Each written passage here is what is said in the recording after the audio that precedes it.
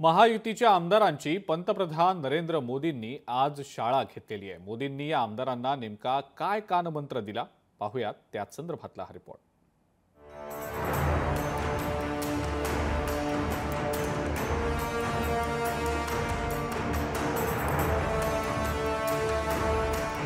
गृहपाठ हाच आहे की महाराष्ट्राला कसं प्रगतीपथावर न्यावं, त्याकरता महायुती कशी भक्कम असली पाहिजे आणि आगामी स्थानिक स्वराज्य संस्थेच्या प्रत्येक निवडणुकीमध्ये बारकाईने आम्ही कसे कामं करू त्याबाबतचा गृहपाठ आम्ही केलेला आहे। पंतप्रधान नरेंद्र मोदी तब्बल 2.5 तास संवाद साधणार ही माहिती मिळताच राज्यातील महायुतीच्या सर्वच आमदारांनी कसून तयारी केली होती। काही मंत्र्यांनी तर आज पहाटे उठून पुन्हा आढावा घेतला। काही राहिलं तर नाही ना या आविर्भावातच अनेकांनी विधिमंडळातून आंग्रे सभागृहाकडे जाणारी बस पकडली। मात्र प्रत्यक्षात मोदींसोबत 2 तास चर्चा केल्यानंतर विधिमंडळात परतलेल्या आमदारांच्या चेहऱ्यावर एक वेगळाच आनंद झळकत होता। सगळे सल्ले चांगले होते, अनुभवाचे होते, त्यांना प्रचंड अनुभव आहे। वेगवेगळ्या ठिकाणी त्यांनी सामाजिक जबाबदारी, राजकीय जबाबदारी चांगली पार पाडली आणि त्यांचे काही अनुभव सांगून आम्ही काय करावं आणि काय करू नये या संदर्भातलं त्यांचं अतिशय उत्तम मार्गदर्शन झालं। नाही, जनरल मार्गदर्शन होतं, योजना, विकसित भारत, राजकीय मार्गदर्शन असा कुठलाही त्याला लवलेश नव्हता। पंतप्रधान नरेंद्र मोदींनी बैठकीत काय कानमंत्र दिला? राजकीय आणि सामाजिक जीवनात काम करताना स्वतःची प्रकृती सांभाळा। दरवर्षी स्वतःचा मेडिकल चेकअप करा।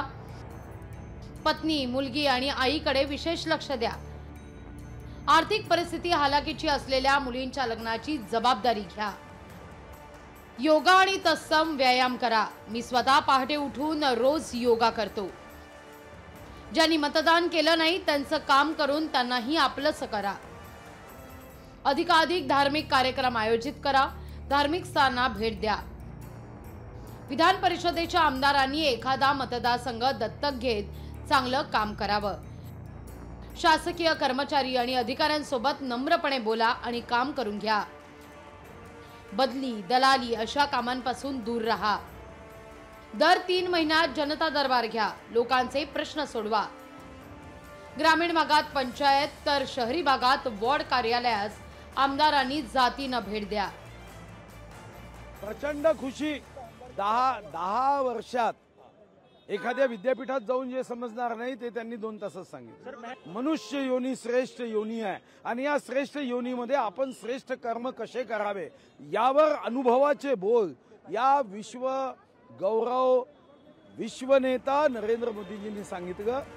गेल्या 2.5 वर्षात महिलांसंदर्भात केलेली आक्षेपार्ह वक्तव्य असोत किंवा शासकीय कर्मचाऱ्यांना केलेली शिवीगाळ, युतीमधील आमदारच नव्हे तर मंत्रीही वादाच्या भोवऱ्यात सापडले होते।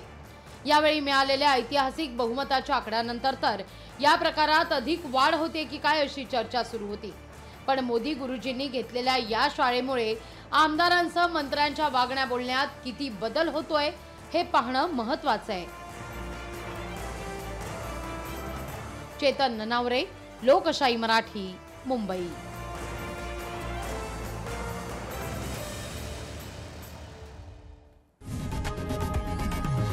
लोकशाही मराठी ऐका, पहा, जागरूक रहा।